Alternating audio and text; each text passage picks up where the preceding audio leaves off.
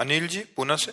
महाराज जी आपके चरणों में कोटि कोटि प्रणाम। महाराज जी, गीता में भगवान जी कहते हैं कि योग क्षेम वहामहम, साधकों की योग क्षेम को मैं वहन करता हूँ, और भगवान ही गीता जी में कहते हैं जिसपे मैं कृपा करता हूँ उसका मैं सब कुछ छीन लेता हूँ। तो योग किसे कहते हैं और क्षेम की किसका प्रश्न है?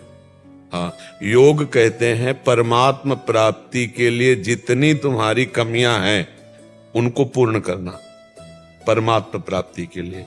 तो जैसे तुम्हारे शरीर में ममता है, परिवार में ममता है, धन में ममता है, भोगों में आसक्ति है, तो हमारी कमी है, इसी का नाश करते हो। सर्वनाश माने गलत आसक्ति का नाश। भगवान बाहरी संपत्ति का नाश नहीं करते। नहीं, चक्रवर्ती सम्राट अम्बरीश जी जैसा कोई भगत हुआ है क्या? पढ़ा है आपने अम्बरीश जी का चरित्र? क्या कमी थी? रानी थी, महल था, राज्य था, सब कुछ था, तो भगवान ने सर्वनाश कर दिया क्या? लेकिन अम्बरीश जी के मन में भगवान के सिवा कोई नहीं था। सावई मना कृष्ण पदारविंदयो। तो भगवान जो योगप कहते हैं, योग का मतलब अप्राप्ति की प्राप्ति कराना, और क्षेम का मतलब जो प्राप्त है उसकी रक्षा करना। जो आप में भगवत भाव आ चुका है उसका नाश नहीं होने देंगे, और जो बढ़ाना है उसमें जो बाधक है उसका नाश कर देंगे। कहीं भी अंतर नहीं है। आप समझ पा रहे? अभी आपको संशय कि हमारी बात को समझ पाए कि नहीं पाए? भगवान कहते हैं मैं सर्वनाश कर देता हूं। किसका? जिसका नाश होता है।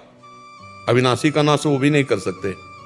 कर सकते हैं क्या? तो आप तो अविनाशी भगवान के अंश हो, और आपका भाव अविनाशी है। जो भक्ति भाव है वो अविनाशी है, जो जगत भाव है ये विनाशी है ना, तो इसका नाश कर देते हैं।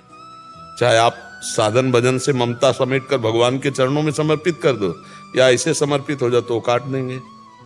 सबकी ममता ताग बटोरी, मम पद मने बांध बटोरिया, तो तुम कर लो साधना से, और नहीं कर पा रहे हो ऐसे कर दिए तो काट देंगे। बंधु विच्छेदम भगवान कह रहे, पढ़ना इस श्लोक का अर्थ पढ़ना। बंधु विच्छेदम, सुहृद जनों से अलग कर देता। जब आप सच्चाई से भजन में चलोगे तो अंदर से सबके प्रति भगवत भाव रहेगा, ममता नहीं रह जाएगी, राग नहीं रह जाएगा, काम नहीं रह जाएगा, आसक्ति नहीं रह जाएगी। वो भगवान के भजन के प्रताप से वो निर्विकार होने लगता है। विकारों के नाश करो। वो नाशवान इसलिए उनका नाश हो सकता है। भाई धन नाशवान है, परिवार नाशवान है, अपना शरीर नाशवान है, तो नाशवान के प्रति जो भाव है वो जब अविनाशी के प्रति होगा तभी तो भक्ति बनेगी ना। तो चाहे तुम साधना से मोड़ दो या भगवान कृपा से मोड़ दे, बात तो एक ही होगी ना। नाश का मतलब जिसका नाश होना है उसका नाश होना है। हाँ, अविनाशी का नाश नहीं होना है। तो जो प्राप्ति करानी हो तो अविनाशी की है। योग तो भगवान की प्राप्ति को कहते हैं। तो योगक जो भगवान की प्राप्ति में बाधक है उसको हटाकर आपको भगवान की प्राप्ति भगवान कराएंगे, तो वो हटाना है क्षेम। हटा दिया और आपकी रक्षा कर ली, और जो है उसको और बढ़ा दिया, तो वही भगवत प्राप्ति। तेषाम सतत युक्तानाम भजताम प्रीतिपूर्वकम ददामि बुद्धि योगम तम ये नमामुपयाम। निरंतर भगवान का भजन चलने लगा, सब आवरण विक्षेप मल का नाश हो गया। ये भगवान की कृपा है। भगवान कभी अपने भक्त को दुख देते हैं क्या? कभी नहीं देते। आप ध्यान रखना, भक्त को जो बाहरी दुख दिखाई दे रहा है वो ऐसे है जैसे कुम्हार अपनी मटकी को सीधा करने के लिए नहीं करता, अंदर हाथ लगा के ऊपर थापी से ठोकता है।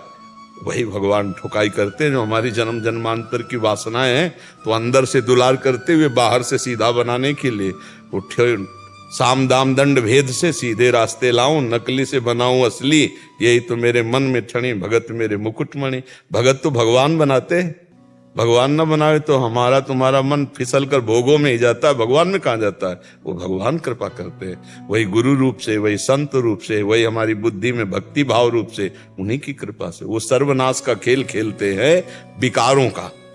काम क्रोध लोभ मोह मद मत्सर ये सब नष्ट हो गया, जीव निर्मल भगवान को प्राप्त। नहीं, आज तक हमें ये बताओ कि भगवान ने भक्त का सर्वनाश कर दिया, अभक्त का सर्वनाश हुआ, दुर्योधन आदि का विनाश हुआ।